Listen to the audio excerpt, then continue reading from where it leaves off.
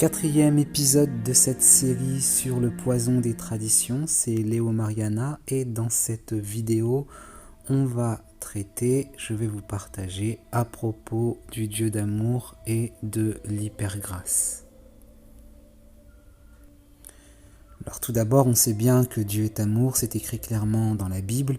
Et il y a aussi ce verset très connu de Jean 3,16 qui dit « Car Dieu a tant aimé le monde, qu'il a donné son Fils unique, afin que quiconque croit en lui ne périsse pas, mais qu'il ait la vie éternelle. » Et c'est strictement la vérité, et c'est pas ça que je viens remettre en question. Cet amour-là, il est véritable, c'est un amour qu'on peut pas, en tout cas pour ma part, moi, que j'arrive pas même à considérer, c'est trop grand, et ça me dépasse. Et on entend beaucoup que Dieu est amour, on prêche beaucoup sur ça, on entend beaucoup de prêches sur ça. Et sincèrement, c'est déséquilibré, on l'entend trop. Qu'est-ce qu'on fait du Dieu guerrier? Qu'est-ce qu'on fait du Dieu qui tue des personnes? Oui, j'ai bien dit qui tue des personnes. Et souvent, on va nous dire que non, mais ça, c'était dans l'Ancien Testament, mais dans le Nouveau Testament, maintenant, on est sous la grâce. Bon, eh bien, nous allons ouvrir ce Nouveau Testament. Alors on va commencer par ce passage-là, Acte 12, versets 21 et 23. Il s'agit d'Hérode, je fais la lecture. À un jour fixé, Hérode, revêtu de ses habits royaux et assis sur son trône, les harangua publiquement. Parce qu'en fait, il y avait un peuple qu'il n'aimait pas, il leur menait la vie dure, et ce peuple est venu se soumettre devant lui. Et lui, en réponse, il les harangua publiquement. Le peuple s'écria « Voix d'un Dieu et non d'un homme ». Voilà, donc là, il est bien content. Et au même instant, un ange du Seigneur le frappa. C'est bien écrit, un ange du Seigneur le frappa. Parce qu'il n'avait pas donné gloire à Dieu, il expira rongé des vers. Donc en plus, si on en croit ce qui est écrit, si je comprends bien, c'est qu'il n'est pas mort d'infarctus ou d'accident vasculaire cérébral ou autre. Sur le coup, je veux dire, il est mort lentement, il expira rongé des vers. Donc c'était une maladie qui l'a rongé. On passe à Acte 5, versets 4 et 5. Donc il s'agit de Ananias ici, une histoire bien connue pour ceux qui ont lu les Actes dans la Bible. S'il n'eût pas été vendu, alors le contexte c'est qu'ils ont vendu, lui et sa femme Ananias et Saphira ont vendu un terrain mais qu'ils ont menti sur le prix. C'est ça le contexte. S'il n'eût pas été vendu, ne te resterait-il pas? Et après qu'il a été vendu, le prix n'était-il pas à ta disposition?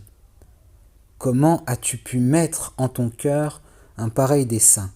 Ce n'est pas à des hommes que tu as menti, mais à Dieu. Ananias, entendant ces paroles, tomba et expira. Une grande crainte saisit tous les auditeurs. On passe maintenant au verset 9 à 10, parce qu'il s'agit ensuite de sa femme. Alors Pierre lui dit, « Comment vous êtes-vous accordés pour tenter l'esprit du Seigneur? Voici ceux qui ont enseveli ton mari,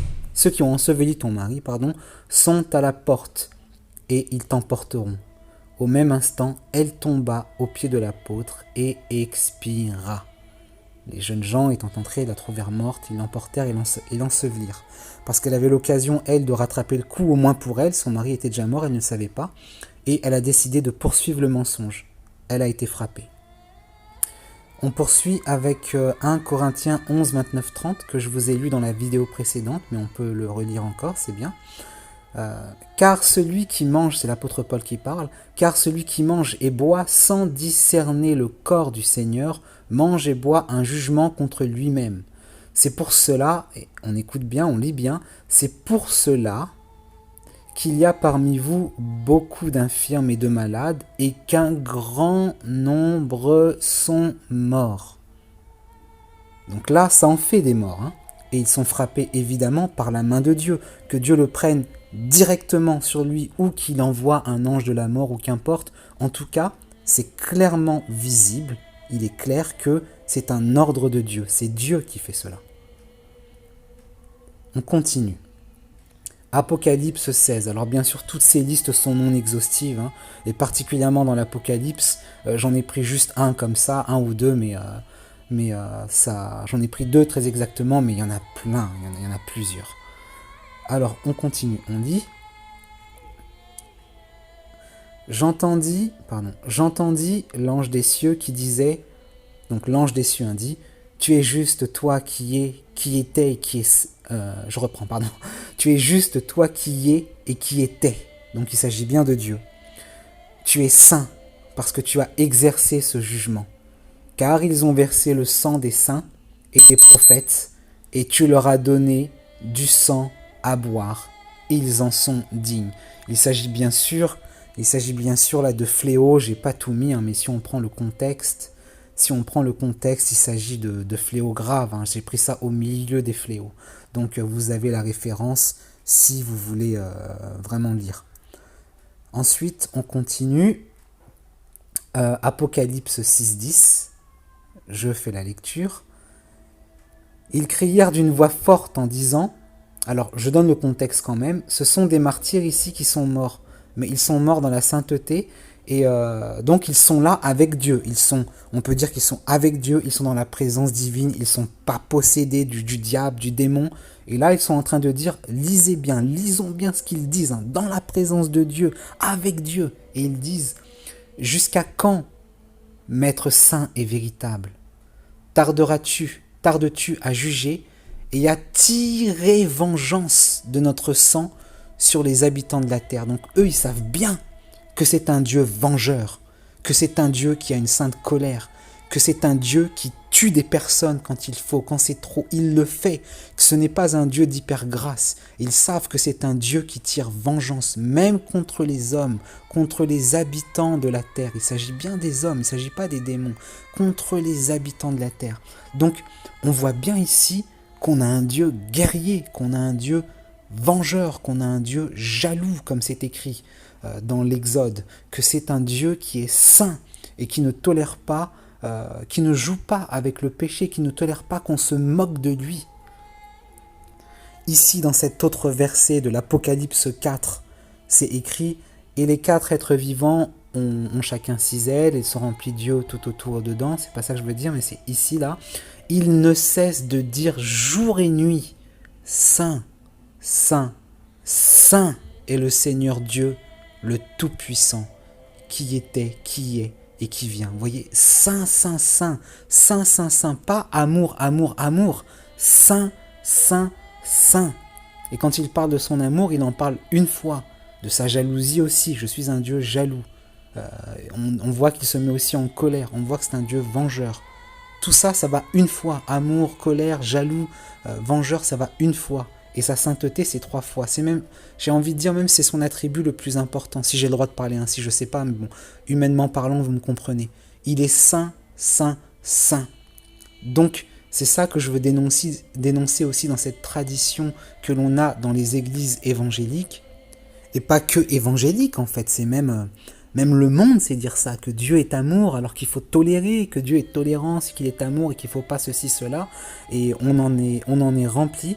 Et en fait, à juste dose, c'est vraiment vrai. Et heureusement qu'il est amour, parce que pour ceux qui ont connu donc et qui ont vécu cette expérience avec Dieu, comme moi je l'ai vécu en 2002, quand il est venu me chercher, heureusement qu'il ne m'a pas foudroyé pour tout le mal que j'ai fait. Il est vraiment amour. Heureusement encore qu'il ne m'a pas foudroyé pour le mal que j'ai fait encore après coup, parce que, comme je vous l'ai dit, je donnerai mon témoignage et j'ai eu une rechute. Et heureusement que sa grâce est là. Mais ce que je dénonce clairement, c'est cette hyper grâce que l'on a là. Voilà, cette hyper grâce ici.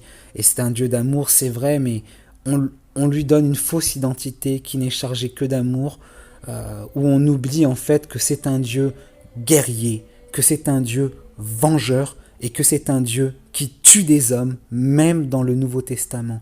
Et moi, franchement, je vais terminer par ce témoignage-là que j'ai failli oublier, il faut que je vous le donne. Il faut que je vous donne un témoignage personnel. C'était du temps, histoire vraie, c'était du temps où j'étais vraiment dans le feu, j'étais j'étais vraiment dedans et dans le feu. Et j'annonçais, et en même temps, j'avais aussi une vie, donc je faisais ma vie, j'avais des hauts et des bas, et j'étais très persécuté par de la famille, pas dans ma chair, quoique dans ma chair aussi, ma propre famille, mais dans la famille aussi par alliance, qui n'était pas donc ma famille de chair et de sang, mais qui était ma famille. Et une fois, il y avait une personne, c'était une dame, qui avait décidé, elle partait en mission professionnelle, et elle avait dit à toutes ses sœurs, moi, quand je rentre, je vais faire ceci, cela, j'en ai marre. Elle avait un certain pouvoir sur moi, elle aurait vraiment pu me mettre de gros bâtons dans les roues, vraiment gâcher, si je puis dire humainement parlant, gâcher la suite de mon existence. Et je ne le savais pas. Elle me menait la vie dure, mais je ne savais pas ce qu'elle allait faire. C'était à Madagascar. Et en rentrant sur la route, transport professionnel, accident de la route, et elle est morte sur le coup. Ou presque sur le coup. En fait, elle a à peine vécu un peu, puis elle est morte. Histoire vraie. J'ai toujours su qu'elle était allée trop loin, qu'elle était vraiment... Quand j'ai su cette histoire après, parce que c'est ses sœurs qui l'ont raconté, qui étaient étonnées. Elles étaient étonnées, voilà ce qu'elle a dit, elle allait faire ceci, cela. Et elle n'a pas pu le faire, elle est morte en chemin. Et c'est une histoire vraie. Et petit ajout encore sur cette histoire-là, des années après, j'ai appris par hasard, parce qu'il y avait une dame qui connaissait cette femme-là, mais qui savait pas que c'était de ma famille parlante et tout ça et tout ça. Et elle était chrétienne et elle avait raconté cette histoire un jour. Et en fait, c'était l'histoire de cette dame-là. Cette dame chrétienne était à la place de cette personne de ma famille par alliance qui est morte. Et au dernier moment, elles ont décidé de changer de place. Donc, elles ont échangé leur place. Et donc, cette femme de ma famille donc, est malheureusement décédée. À l'époque, j'étais assez dur de cœur. Maintenant, j'ai beaucoup moins de dureté de cœur. Mais en tout cas, à l'époque, je lui souhaitais pas du mal. Vraiment. Elle était décidée et voilà ce qui s'est passé. Je vous laisse avec ce témoignage-là. Réfléchissez bien qui est véritablement Dieu. Et donnez-lui toute son image, pas qu'une facette, tout son visage.